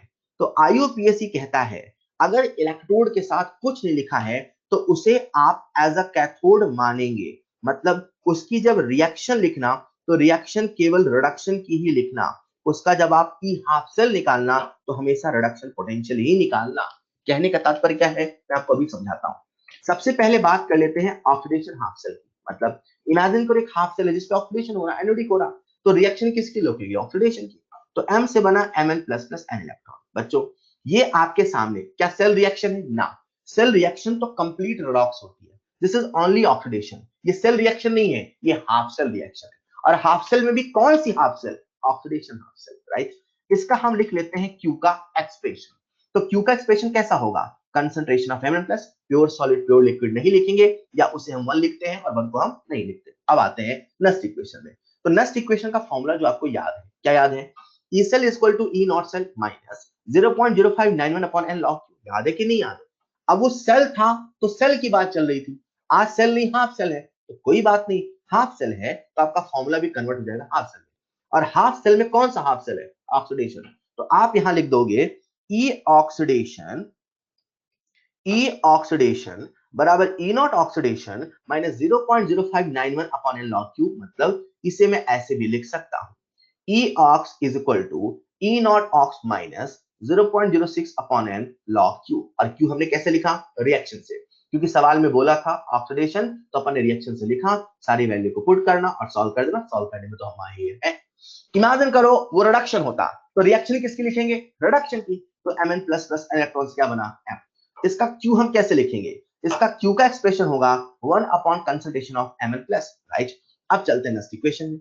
Nernst equation जो हमें याद है, वहां था सेल सेल, पर अभी हम किसका लिख रहे हैं? हाफ सेल का। उसमें भी कौन सा हाफ सेल? रिडक्शन। तो कुछ नहीं, E रेड बराबर E not red minus 0.0591 upon N log Q। इसे अगर हम सिंप्लीफाई करें तो क्या बन जाएगा बच्चों? E reduction potential is equal to E naught reduction potential minus 0.06 upon N log Q। और Q कितना है? 1 upon concentration of N plus. Value put करना है और सॉल्व करना है। सॉल्व करने में तो हम माहिर है ही सही। लेकिन अगर सवाल में उसने नहीं बोला ऑक्सीडेशन, नहीं बोला रिडक्शन, कोई जिक्र नहीं किया, तो आप उसे एज अ कैथोड मानोगे। मतलब जो रिएक्शन लिखोगे क्यू के लिए वो रिडक्शन ही लिखोगे। मैं आपसे बार बार कह रहा हूं, जो रिएक्शन लिखोगे वो रिडक्शन ही लिखोगे। और फिर यहां से क्यू और फिर नस्ट इक्वेशन पुट करोगे। इज दिस क्लियर बच्चों? दिक्कत यहां तक? ऑलराइट। तो इसी प्रकार से हम लोग जो नस्ट इक्वेशन है उससे किसी सेल रिएक्शन की स्पॉन्टेनिटी बता सकते हैं। मैं आप सबसे एक सवाल पूछ रहा हूं, जो यहां लिखा है भूल जाओ। स्पॉन्टेनियस रिएक्शन के लिए आपसे पूछ रहा हूं बच्चों, स्पॉन्टेनियस रिएक्शन के लिए डेल्टा जी निगेटिव होना चाहिए कि पॉजिटिव होना चाहिए? डेल्टा जी निगेटिव होना चाहिए कि पॉजिटिव होना चाहिए? क्या बात है। अब आते हैं ई सेल में। बच्चों डेल्टा जी का फॉर्मूला होता है माइनस एन एफ ई। बोलो हाँ या ना? अरे बोलो हाँ या ना? डेल्टा जी का फॉर्मूला होता है माइनस एन एफ ई होता है। तो अगर डेल्टा जी निगेटिव होना है तो बताओ ई सेल ने पॉजिटिव होना है कि निगेटिव होना है? अगर डेल्टा जी ने निगेटिव होना है तो बताओ ई सेल ने पॉजिटिव की निगेटिव? पॉजिटिव। मतलब अपन एक रूल बना लिया, कोई सेल रिएक्शन तब स्पॉन्टेनियस होगी जब डेल्टा जी निगेटिव होगा, ई सेल पॉजिटिव होगा। इसका फील क्या है बच्चों? कभी आप ऐसा इमेजिन करो, बाजार से आप एक सेल खरीद के लाए, है ना? किसका सेल खरीद के लाओगे? एवरेडी का, ठीक है। सेल खरीद के लाए, उस पे लिखा है माइनस 1.5 वोल्ट, और दुकान वाले ने कहा इसके मुझे दे दो 20 रुपए, तो क्या आप दोगे? एक्सेल ले आए, उस पे लिखा है माइनस 1.5 वोल्ट, उसने आपसे कहा 20 रुपए तक आप दोगे? तो क्या आप दोगे? बोलो बच्चों, नहीं दोगे। आपको पता है कि माइनस 1.5 वोल्ट वाली काम नहीं करेगा, राइट? क्योंकि इसका एनोड इसका कैथोड उल्टा है। इसे ऐसे समझते हैं, ये जो आपने जनरल भाषा में समझा उसे हम साइंटिफिक लैंग्वेज समझते हैं कुछ ऐसे। इमेजिन करो बना है zinc vertical line zinc 2 plus, double vertical line Cu2 plus, vertical line Cu, right? जब इसका हम निकालते हैं E नॉट सेल, ठीक है, और वहीं पे अगर सेल ऐसा होता Cu2 plus vertical line Cu, double vertical line Zn2 plus vertical line Zn, अगर हम इसका E नॉट सेल निकालें तो पहले वाले का पॉजिटिव आएगा, दूसरे वाले का निगेटिव आएगा। निगेटिव क्यों आएगा? क्योंकि सेल ऐसे काम नहीं करेगा। ऐसे काम क्यों नहीं करेगा?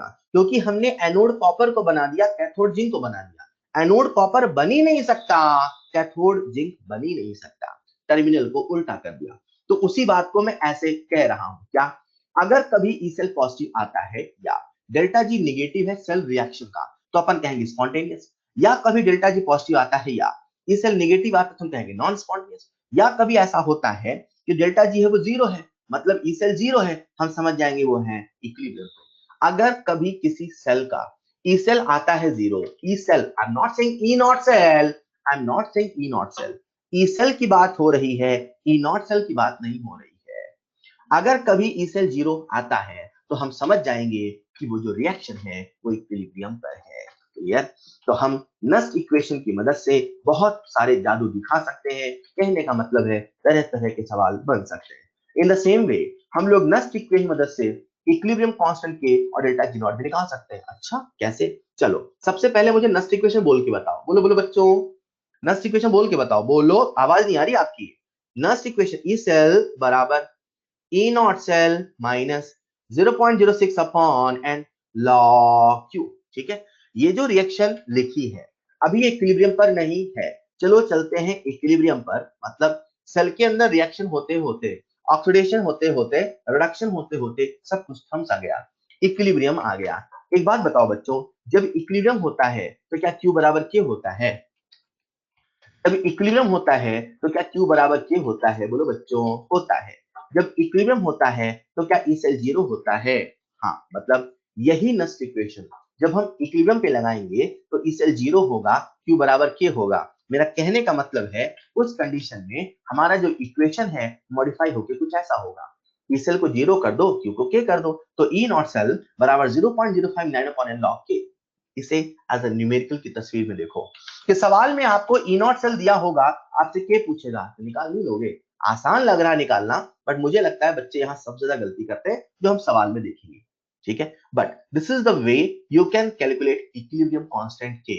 ई सेल को जीरो करना है, क्यू को के बराबर करना है। ठीक है क्या?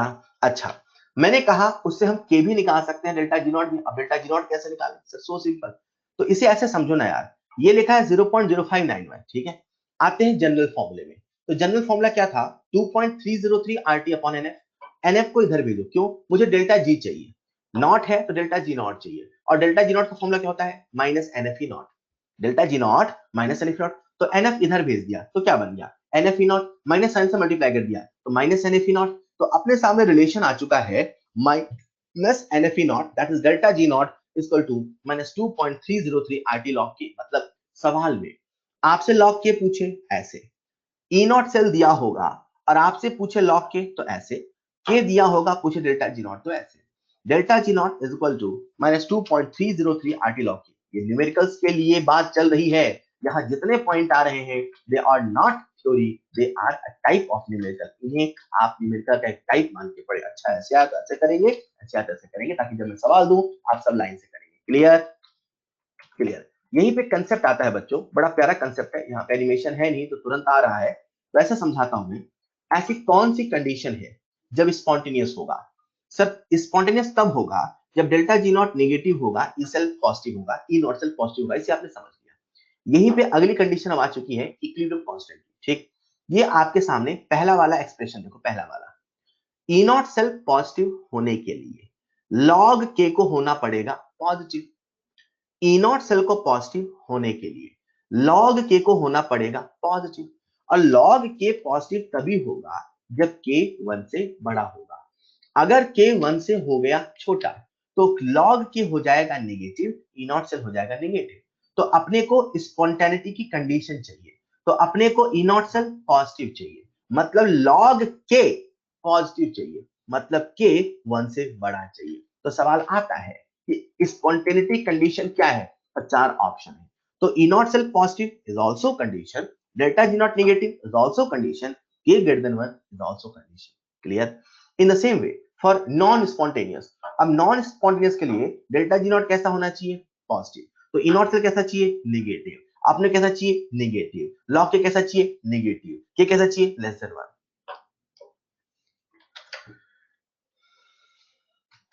क्लियर? इन द सेम वे इसका जो सबसे शानदार एप्लीकेशन आता है वो यहां, बच्चों आपको याद हो अपनी बात हुई थी एसएचई के बारे में, हुई थी क्या?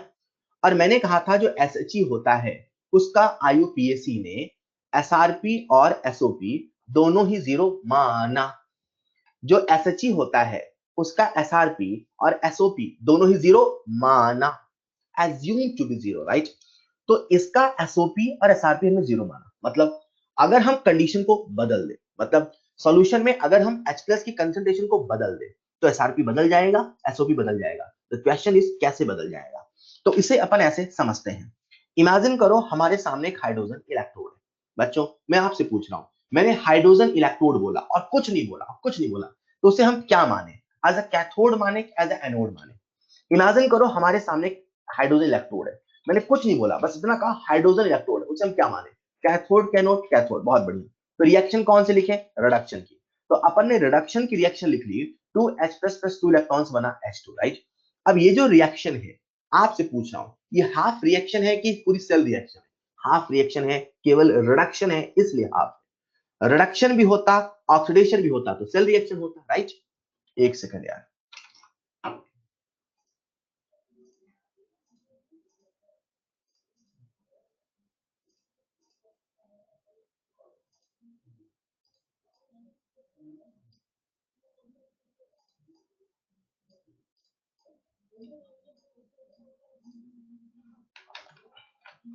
ओके, तो मैंने कहा अगर कुछ नहीं बोला है तो उसे हम क्या मानेंगे?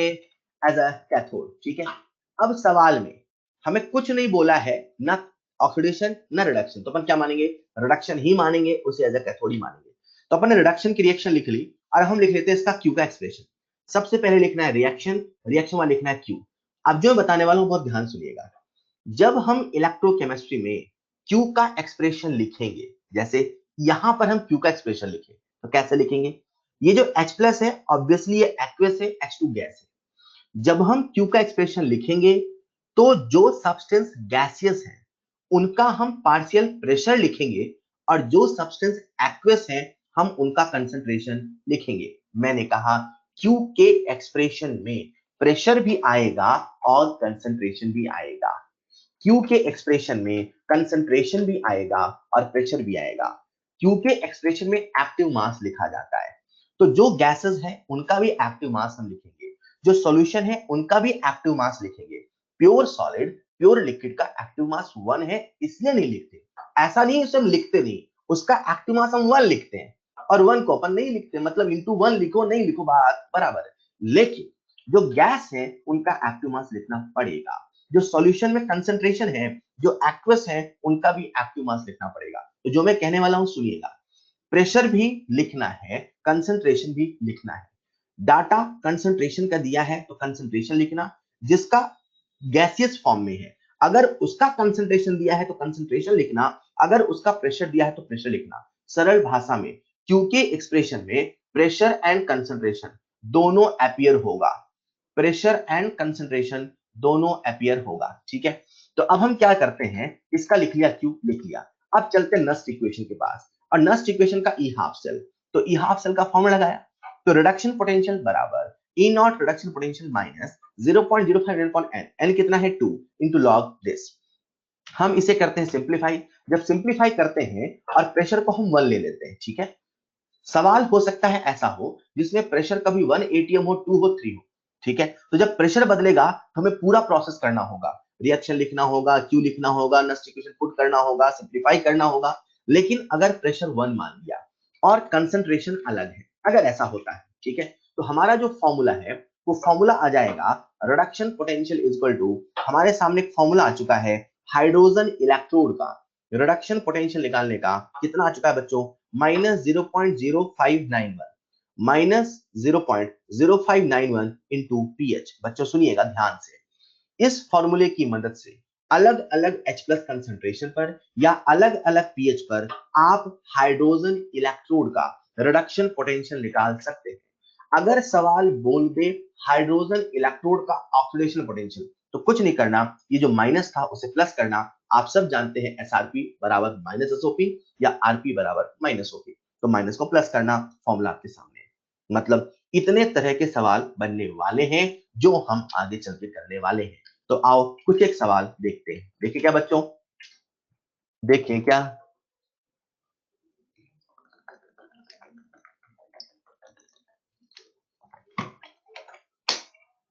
ऑलराइट, तो आज ये खेला शुरू होगा जो कि नेक्स्ट क्लास तक चलता रहेगा।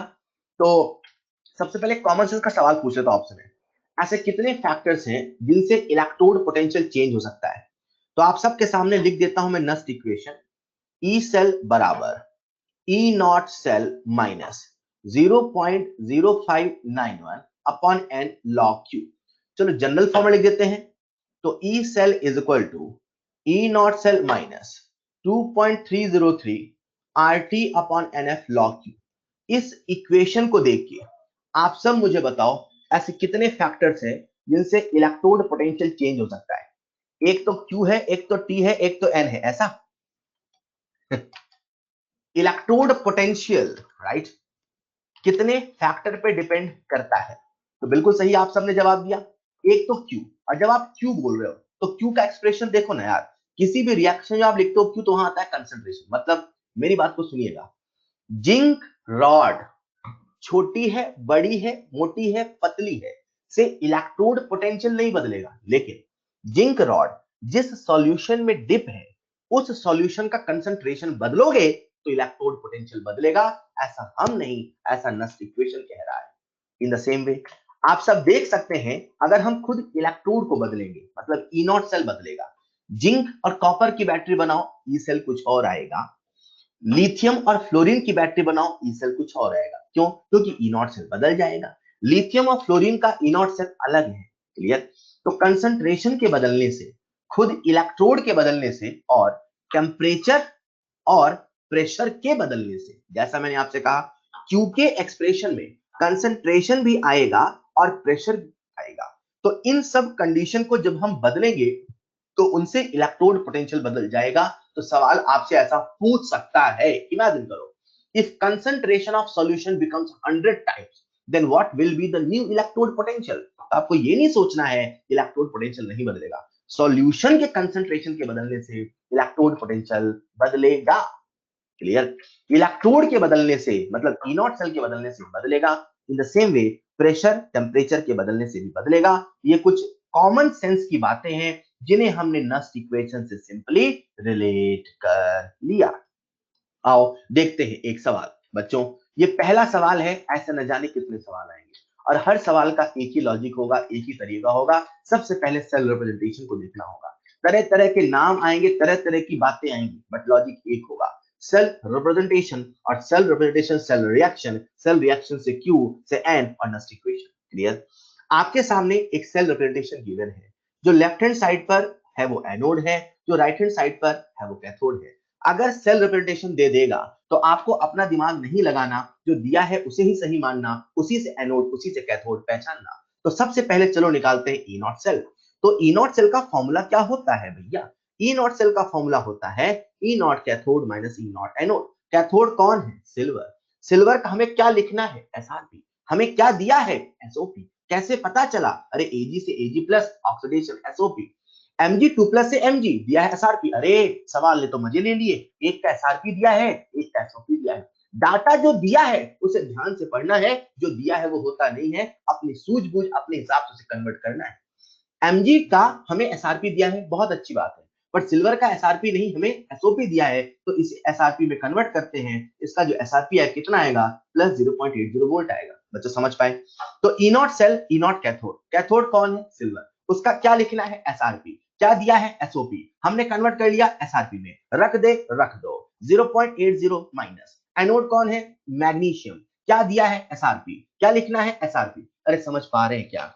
तो आपने क्या किया, यहां पे Mg का भी लिखा एसआरपी, तो माइनस माइनस प्लस 2.37। जब आप इसे करते हैं ऐड तो आपके सामने आता है यहां से ई नॉट सेल। कितना आया बच्चों, कोई बता पाएगा? 3.17, राइट? तो आपके सामने आ गया 3.17 volt is the E naught cell. हमने अभी ई नॉट सेल निकाला, ठीक। लेकिन आप ध्यान से देखो, जो सॉल्यूशन है उसकी कंसंट्रेशन 1 मोलर नहीं है, उसकी कंसंट्रेशन अलग है। और जब कंसंट्रेशन अलग है तो वो ई नॉट सेल नहीं ई सेल है। तो जाने अनजाने में सवाल आपसे ई नॉट सेल नहीं ई सेल पूछ रहा है। हम ये कंसंट्रेशन देख के समझ पाए कि कंडीशन स्टैंडर्ड नहीं है। ई नॉट सेल तो अपन ने बता दिया, अब हमें बताना है ई सेल, ठीक है।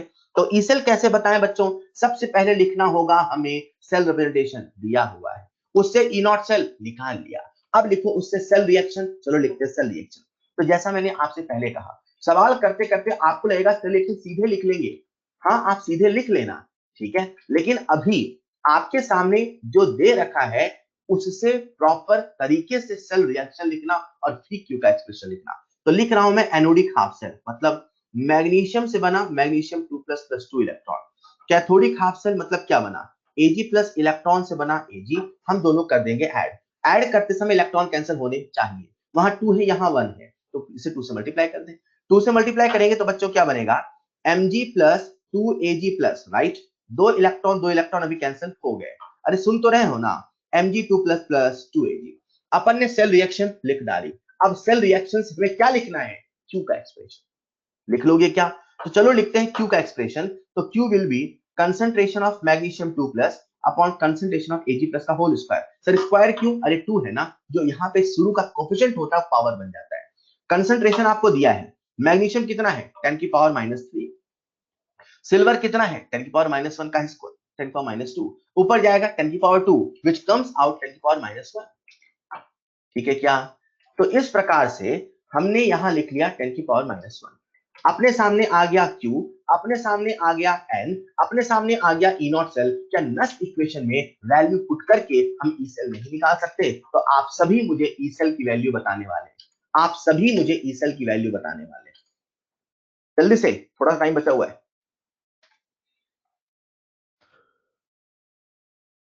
ई सेल की वैल्यू, और इन सवालों को एक बार प्लीज आप करना जरूर, ताकि नेक्स्ट क्लास में हम सारे सवाल लाइन से करते चले।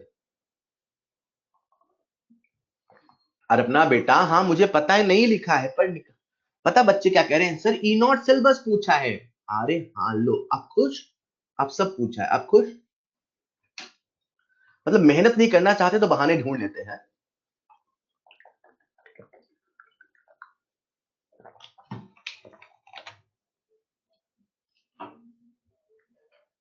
जल्दी से आंसर चाहिए ई सेल का।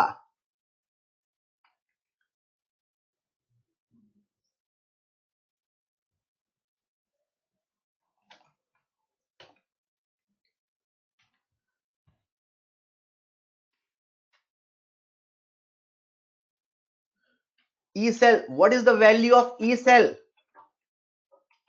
बच्चों ई सेल की वैल्यू कितनी, चलो पुट कर लेते हैं जल्दी से। तो अपने सामने है E cell equal to E naught cell that is 3.17 minus 0.06 upon N that is 2 into log 10 की पावर, ये तो कुछ ज्यादा ही आसान है यार, ये तो कोई भी बता सकता है, कोई भी बता सकता है, क्या बात है, बहुत बढ़िया। तो आपने बिल्कुल सही जवाब दिया, 10 की पावर -1 प्लस 0.03, तो 3.17 प्लस 0.03 विल कम्स आउट 3.2, 3.7, क्या कर रहे हो यार कैसे, ठीक है। तो आज के लिए इतना ही, बाकी बातें करते हैं नेक्स्ट क्लास में, टाइम हो चुका है, दैट्स ऑल फॉर टुडे। मैं आपको क्लास का हैंड आउट दे रहा हूं, ठीक है।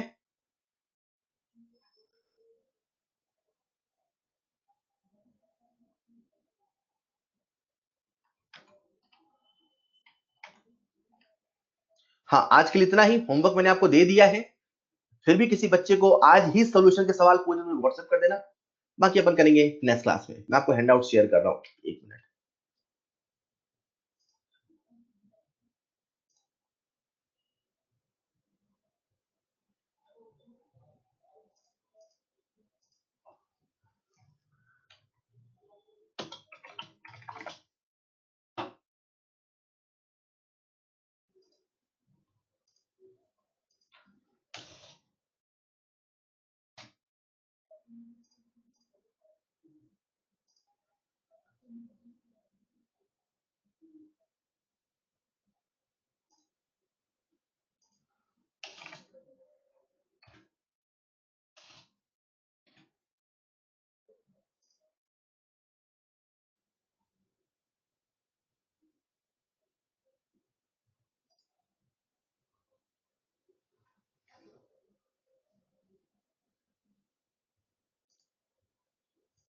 हर्षित मुझे मैसेज कर देना बेटा।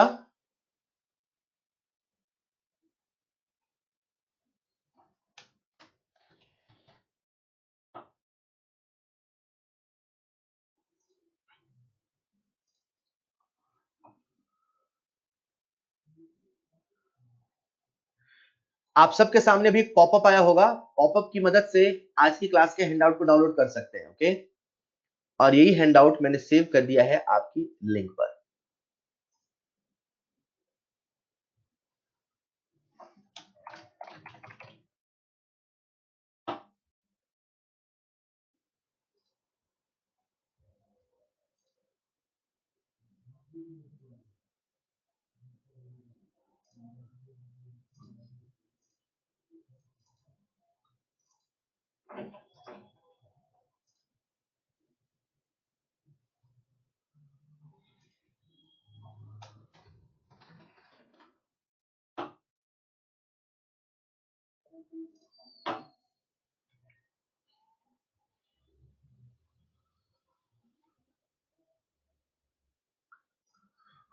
ऑलराइट, ये आपके लिंक पर भी सेव हो चुका है। So that's all for today, मिलते हैं इस क्लास में। Thank you so much. अच्छा, लिंक बेटा मैसेज कर देना मुझे, आपको मैं वहीं दे दूंगा, ठीक है? मैसेज कर देना। Okay, so thank you so much.